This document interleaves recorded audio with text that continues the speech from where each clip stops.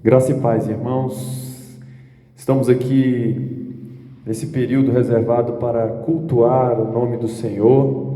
Você aí na sua casa, à noite, coloque sua família em volta do celular ou da televisão e faça desse momento um culto, um encontro entre vocês que estão em casa e Deus.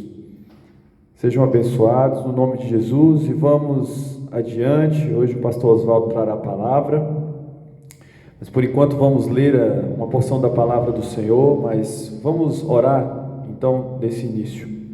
Senhor, nosso Deus, nosso Pai, nós te damos graças, ó Deus, porque o Senhor tem cuidado do teu povo, Pai.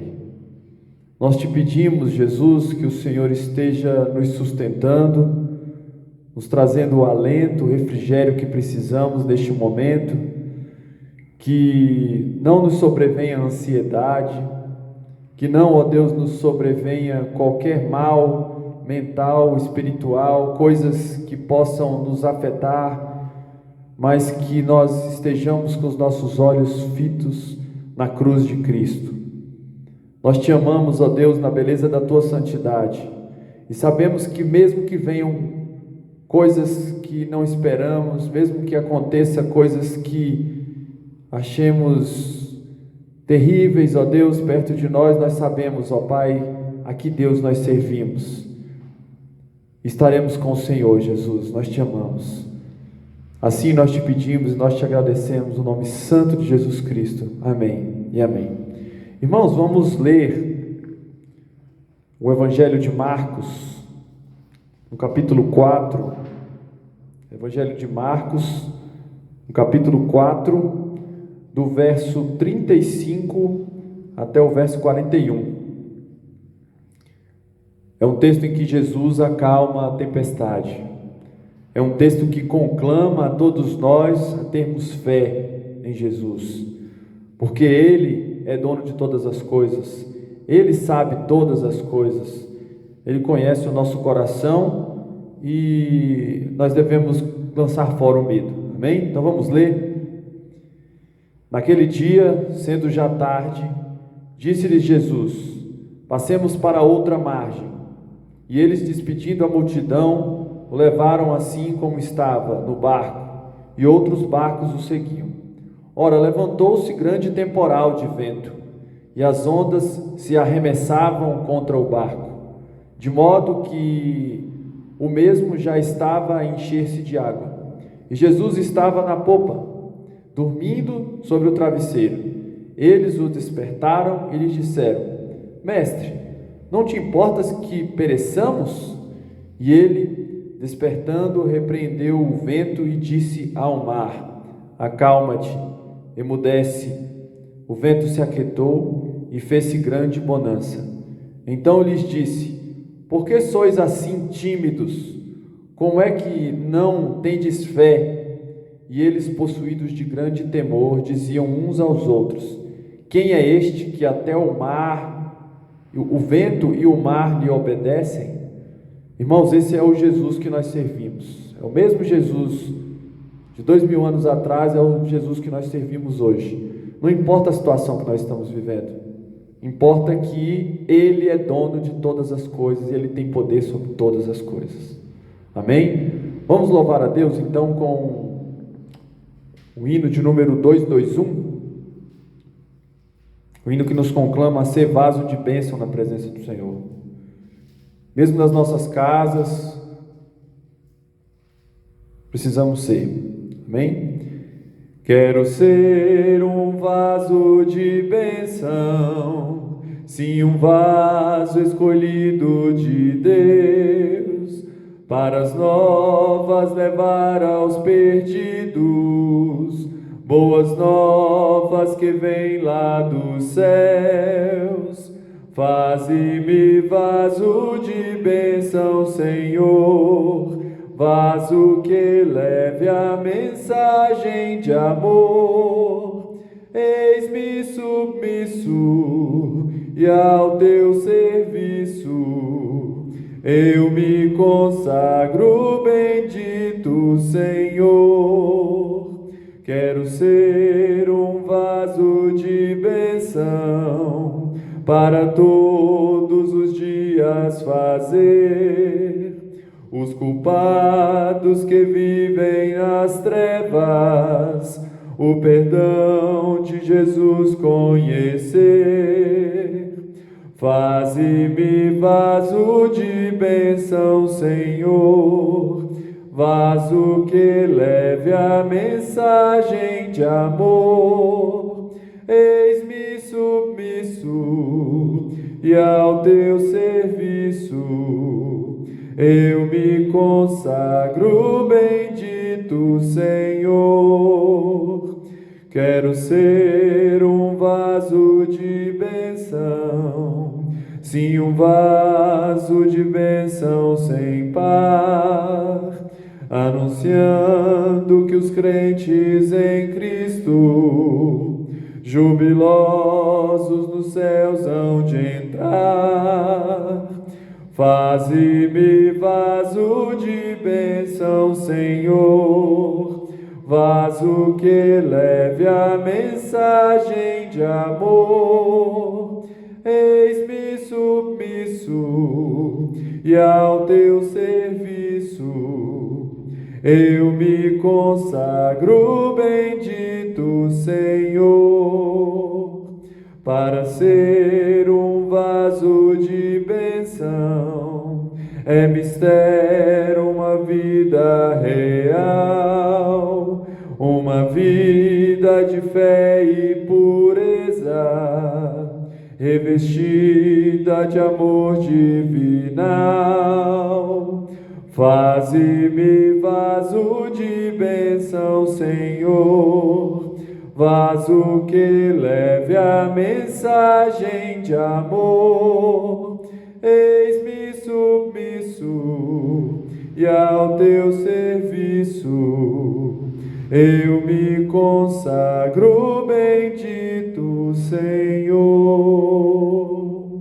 Amém. Amém. Glória a Deus. Eu queria chamar o pastor Oswaldo, então, nesse momento, para poder trazer a palavra da parte do Senhor a nós.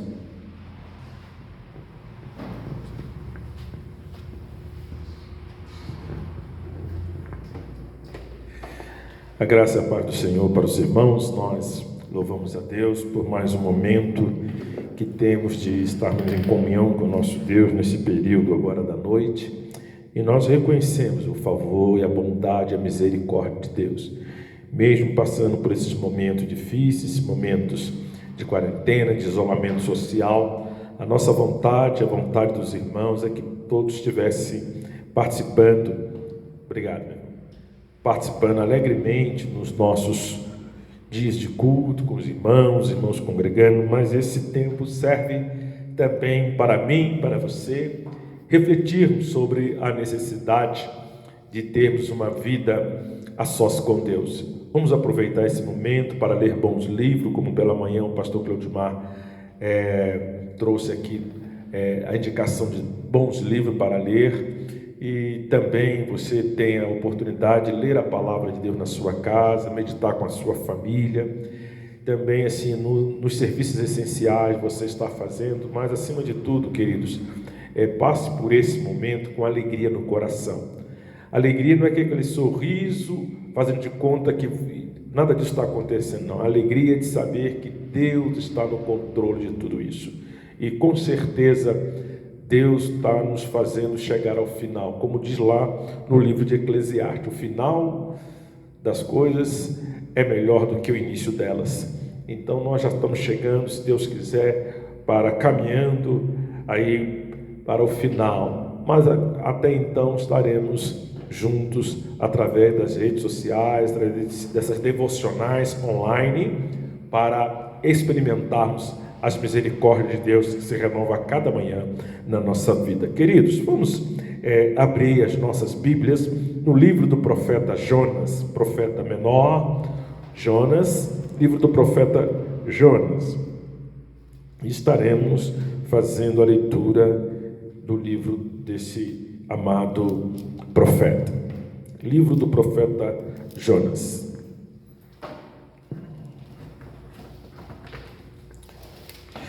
Então nós vamos agora fazer a leitura do livro do profeta Jonas. Veio a palavra do Senhor a Jonas, filho de Amitai, dizendo: Dispõe-te, vai à grande cidade de Nínive e clama contra ela, porque a sua malícia subiu até mim. Jonas se dispôs para fugir da presença do Senhor para Tarsis. E, tendo descido a Jope, achou um navio que ia para Tarsis. Pagou, pois, a sua passagem e embarcou nele para ir com eles para Tarsis, para longe da presença do Senhor. Mas o Senhor lançou sobre o mar um forte vento e fez-se no mar uma grande tempestade, e o navio estava a ponto de se despedaçar. Isso é, uma violenta tempestade se abateu sobre aquele mar. Então os marinheiros, cheios de medo, clamavam cada um ao seu Deus e lançavam ao mar a carga que estava no navio para o aliviarem do peso dela. Jonas, porém, havia descido ao porão, deitado, e dormia profundamente. Chegou-se a ele o mestre do navio e lhe disse: Que se passa contigo, agarrado ao sono? Levanta-te e invoca o teu Deus. Talvez assim esse Deus se lembre de nós, para que não pereçamos. E diziam uns aos outros: Vinde e lancemos sorte, para que saibamos por causa de quem nos sobreveio este mal. E lançaram sorte, e a sorte caiu sobre Jonas. Então lhe disseram: Declara-nos agora por causa de quem nos sobreveio este mal. Qual ocupação é a tua? Que ocupação é a tua? De onde vens? Qual é a tua terra? E de que povo és tu? Ele lhe respondeu: Sou hebreu e temo ao Senhor, o Deus dos céus, que fez o mar e a terra. Então os homens ficaram possuídos de grande temor e lhe disseram: Que isto que fizeste? Pois sabiam os homens que fugia da presença do Senhor, porque ele o havia declarado. Disseram-lhe: Que te faremos para que o mar se nos acalme?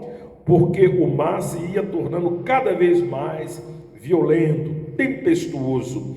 Respondeu-lhes: Tomai-me e lançai-me ao mar, e o mar se aquietará, porque eu sei que por minha causa vos sobreveio esta grande tempestade. Entretanto, os homens remavam, esforçando-se por alcançar o mar, mas não podia, porquanto o mar se ia tornando cada vez mais violento, tempestuoso contra eles.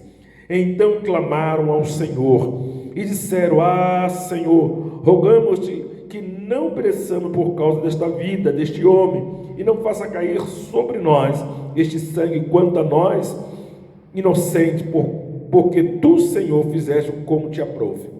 E levantaram a Jonas e lançaram ao mar, e cessou o mar da sua fúria. Temeram, pois, estes homens em extremo ao Senhor, e ofereceram sacrifícios ao Senhor, e fizeram votos.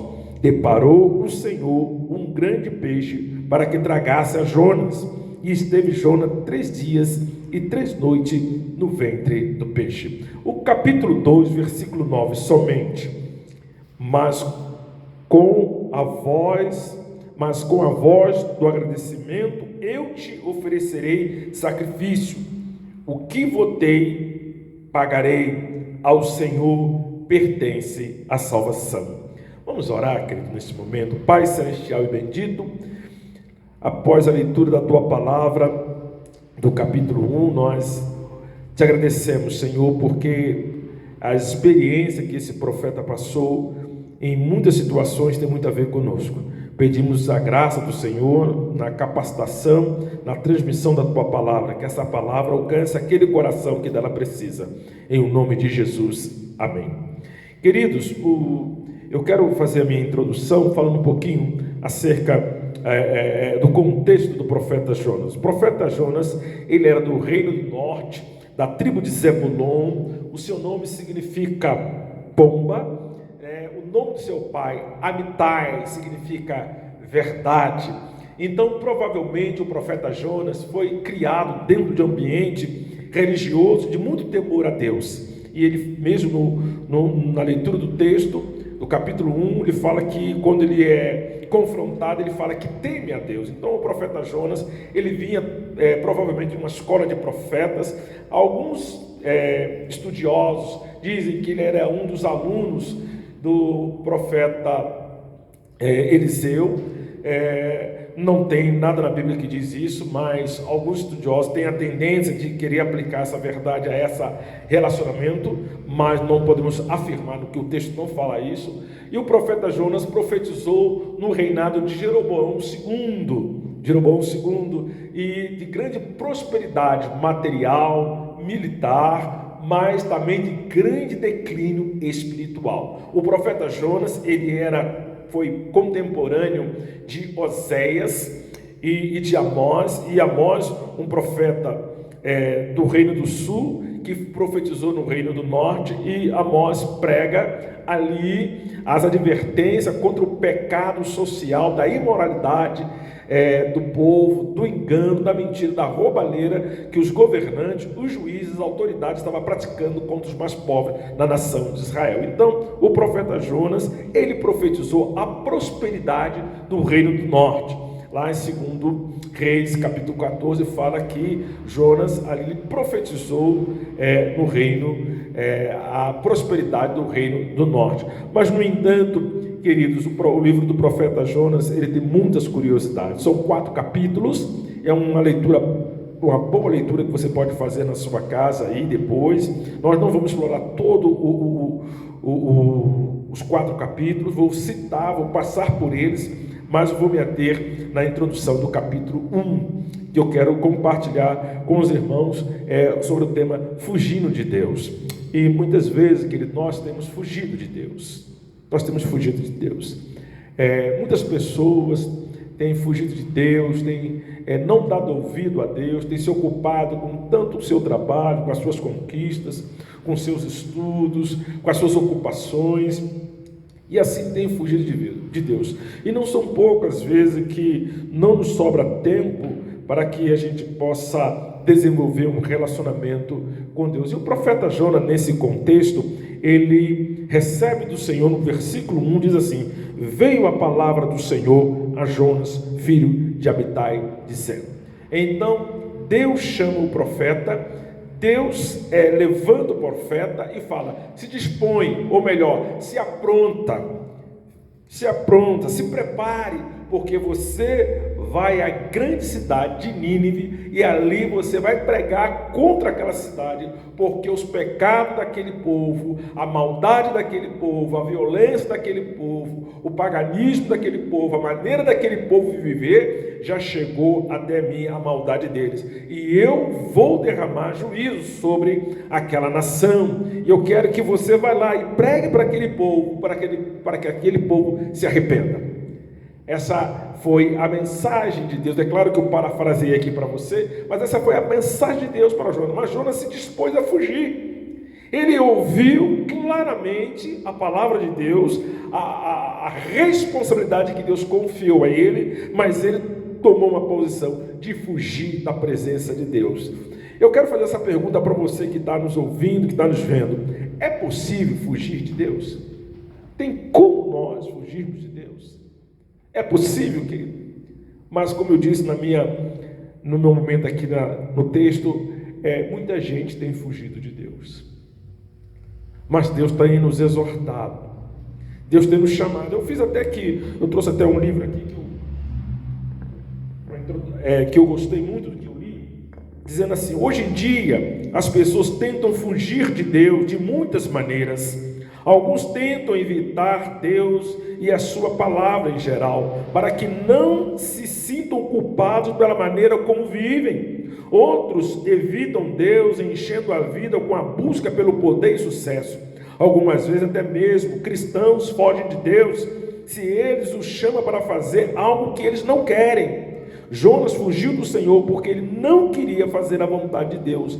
Ele se convenceu de que sabia o que era melhor, mas no final o profeta Jonas percebeu que ainda tinha muito que aprender. Essa é uma verdade, queridos. Essa é uma verdade. Tem muitos cristãos fugindo de Deus, mas o texto falou que Jonas se dispõe a fugir da presença do Senhor, comprou uma passagem para ir lá para Tarso, no Mediterrâneo, lá no sul da Espanha. Era o lugar mais longe que ele conhecia, que aquele momento que ele podia sair, mas Jonas não se preocupou.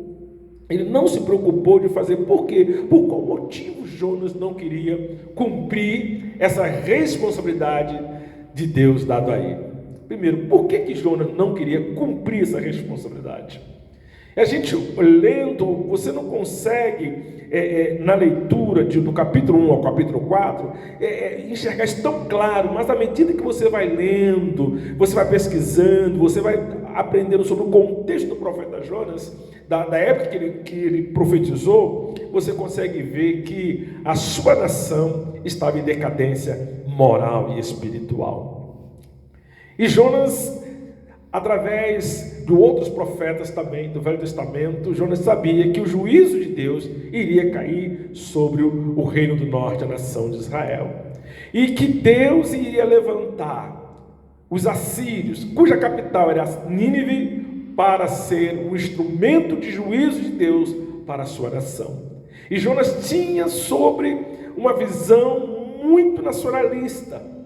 Jonas não queria que o seu povo sofresse pela sua desobediência na mão dos assírios, porque os assírios eram terríveis inimigos, terríveis, cruéis, pessoas violentas. A maneira deles guerrear era muito cruel. Eles faziam maldade e perversidade com as nações que eles conquistavam, matando, tirando a vida de maneira cruel aos poucos, furando os olhos, os ouvidos, escalpelando as pessoas, fazendo todo tipo de maldade. E Jonas queria que Deus julgasse Nínive e que Nínive fosse destruída devido à ira de Deus.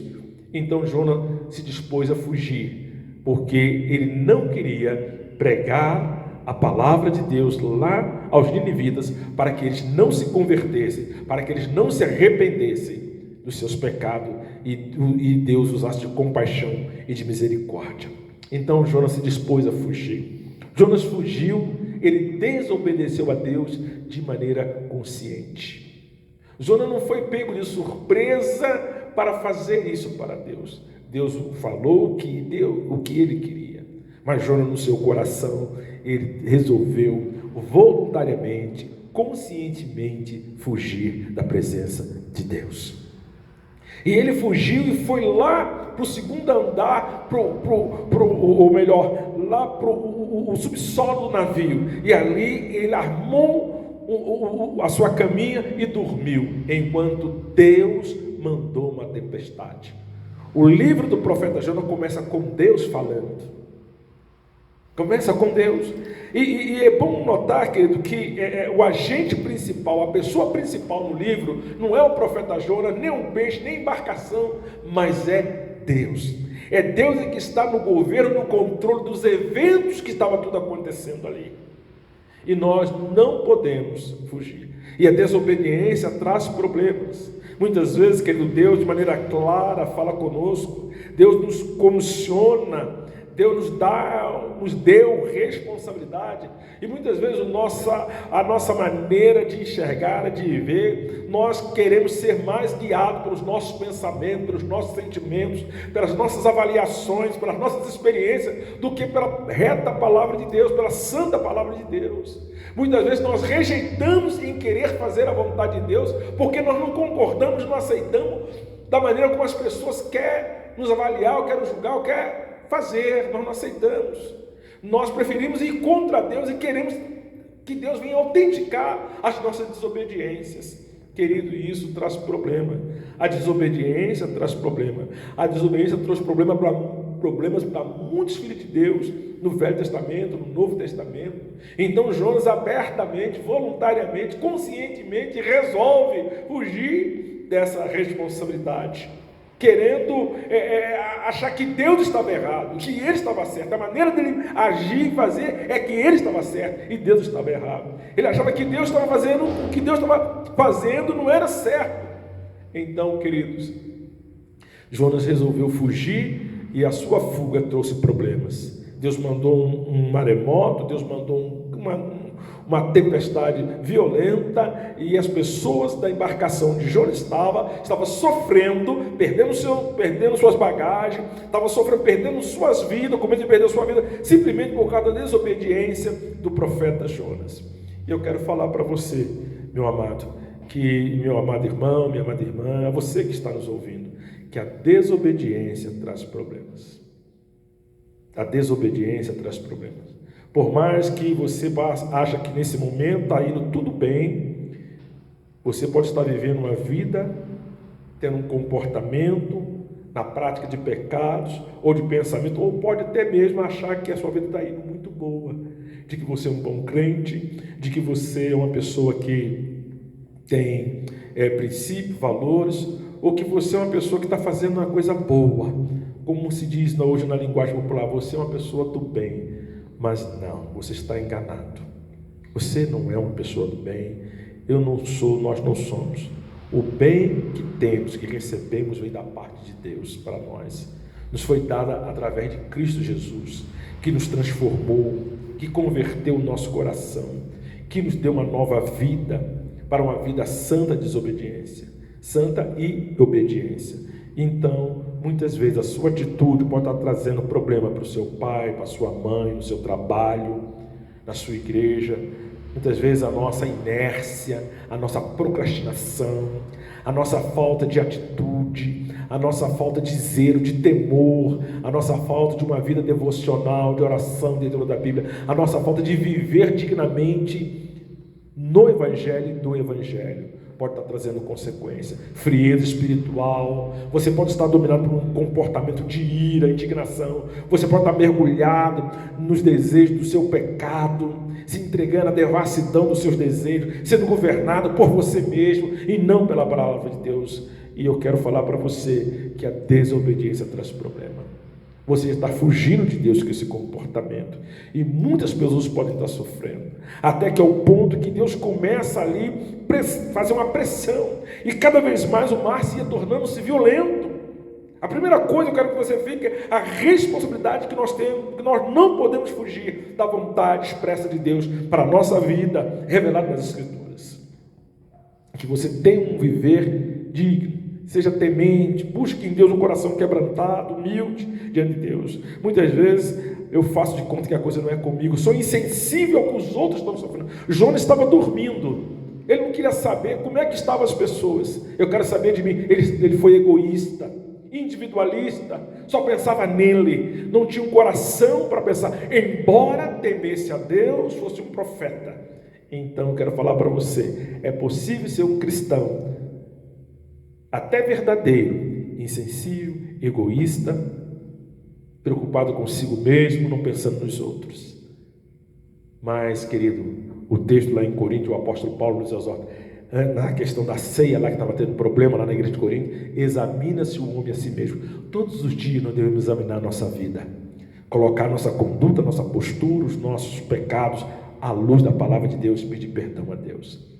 E quando lança-se sorte, o capitão do navio vai até Jonas, ali no segundo momento, no versículo 3, no versículo 4, versículo 5, e então Jonas ali, querido, todo mundo com medo, clamando aos seus deuses, naquele paganismo, ninguém sabia a nacionalidade de Jonas, não domínio. O capitão vai, o acorda e fala: você não está vendo o que está acontecendo? O barco está a ponto de ser despedaçado, a ponto de perder nossa vida, você está aí dormindo? Querido, eu não posso ficar quieto e distante diante do mal que está acontecendo. Eu não posso ficar isolado, julgando, criticando, atacando. Estamos diante de uma grande pandemia que está aí assolando as nações.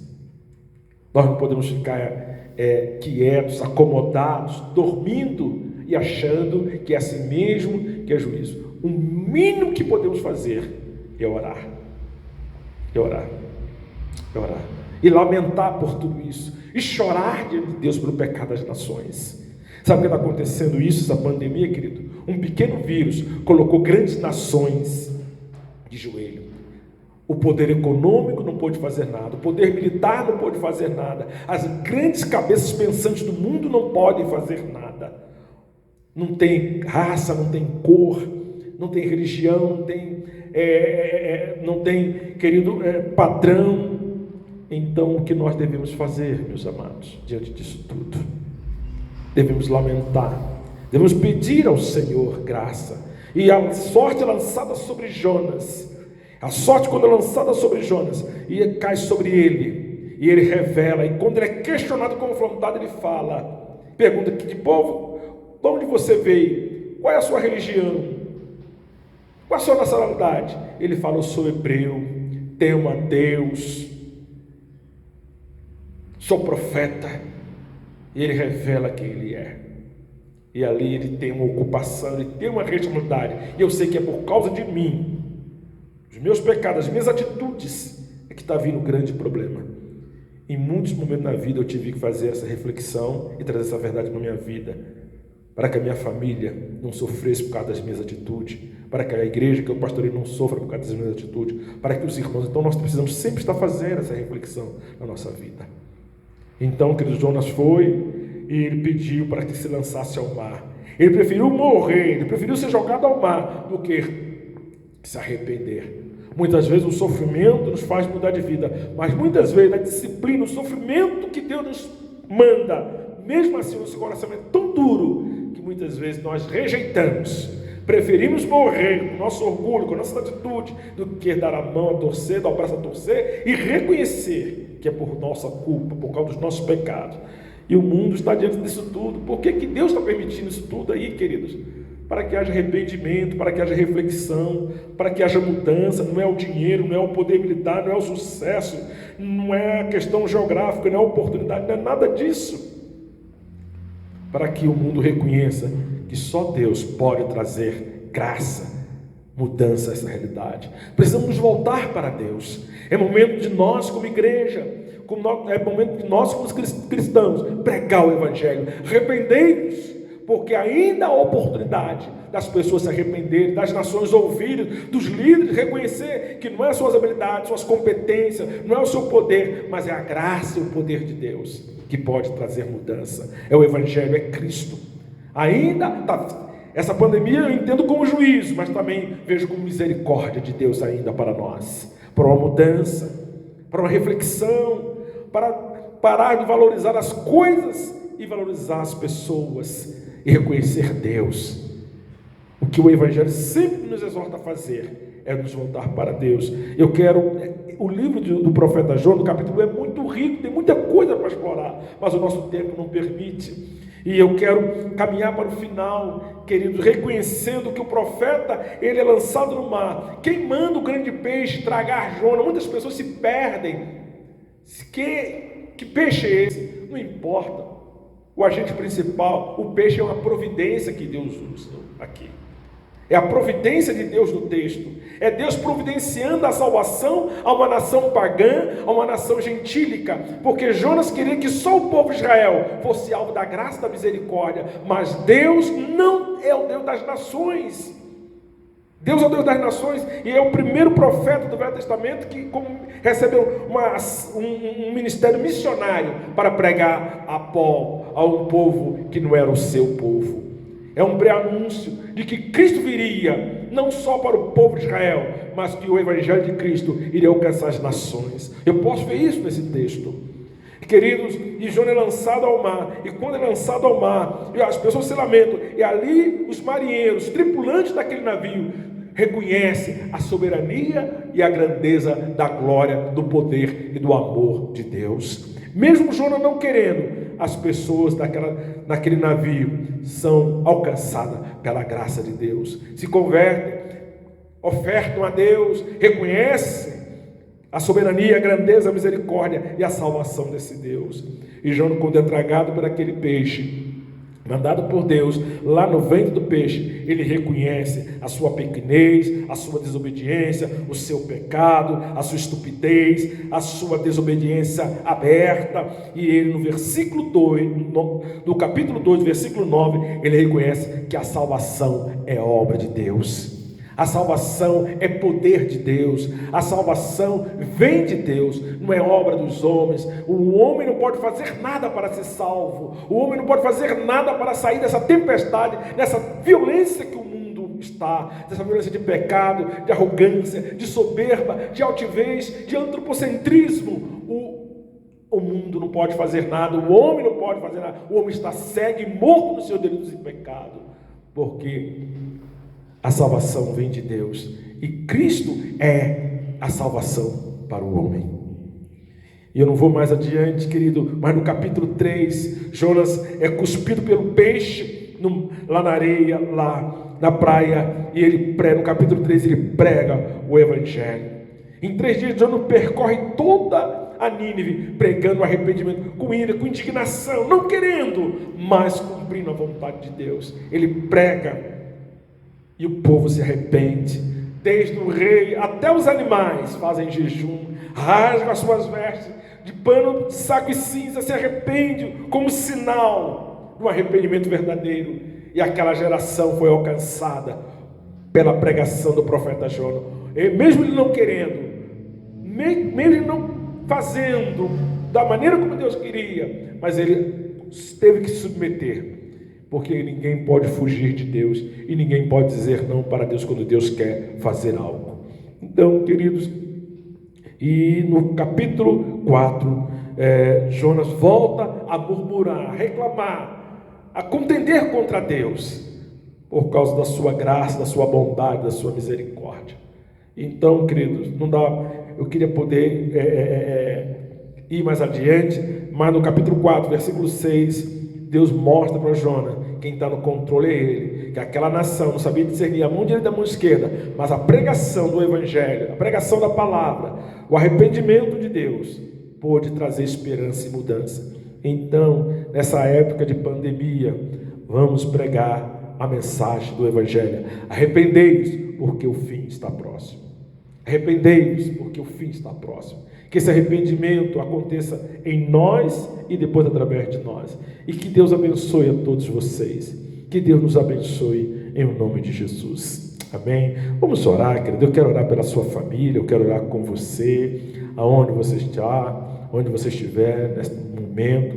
Eu quero orar pela sua família, pela sua casa, pela sua vida espiritual. Eu quero orar pelos nossos governantes, pelo nosso Brasil, pelas nações, pela igreja, que a igreja seja despertada, que a igreja continue sendo desafiada a perseverar na pregação do Evangelho de Jesus Cristo. Amém? Pai celestial e bendito, em nome de Jesus, nesta hora nós como igreja estamos aqui diante do Senhor, reconhecendo, Senhor, que os eventos da nossa vida, ó Deus, em nada está do jeito que às vezes queremos, mas sabemos que os eventos, tudo que nos acontece, está debaixo do teu controle soberano, da tua graça divina. Ó Deus, sabemos que muitas vezes agimos como o profeta Jonas, desobediente, e fugimos de querer fazer a tua vontade, quando nos foi comissionada pelo Senhor. Nos perdoe pelas nossas desobediências, nos perdoe pelas nossas negligências, nos perdoe pelo nosso comodismo, nos perdoe quando colocamos outras coisas no centro da nossa vida e passamos a idolatrar a tudo aquilo que nós julgamos como importante. A coisa mais importante na vida é o Senhor.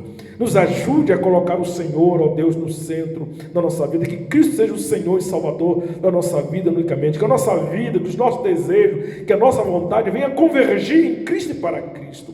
Perdoe quando muitas vezes somos negligentes, Senhor. Abre os nossos olhos espirituais, dá-nos força, poder para pregar o Evangelho. Muitas vezes as nossas atitudes, o nosso sofrimento advém por causa da nossa desobediência, da nossa ira, da nossa indignação, da nossa revolta, dos nossos sentimentos enganosos, do nosso coração que é enganoso. Ó Senhor, nos ajude a viver de modo santo e digno do Evangelho, a pregar o Evangelho no tempo e fora de tempo, a entender que tudo isso que está acontecendo é juízo, mas também é misericórdia. Ainda há tempo de mudança, ainda há tempo de se converter, de transformação, ainda há tempo de se converter, ainda há tempo, Senhor, de nos voltar para Ti. E te peço, Senhor, usa a vida dos irmãos da segunda igreja, do teu povo que clama ao Senhor, da tua igreja genuinamente evangélica, que vive aos pés da cruz, que vive centrada no Evangelho, que vive, Senhor, na dispensação do Senhor. Desperta no Senhor, acorda no Senhor, que através de tudo isso que está acontecendo, que não fiquemos, Senhor, dormindo, que sejamos despertados para pregar, para obedecer, para ir fazer a diferença, ser diferente na grande comissão de pregar o Evangelho. Em o nome de Jesus, nós pedimos, rogamos pelas famílias de cada um, em nome de Jesus. Amém. Que Deus abençoe.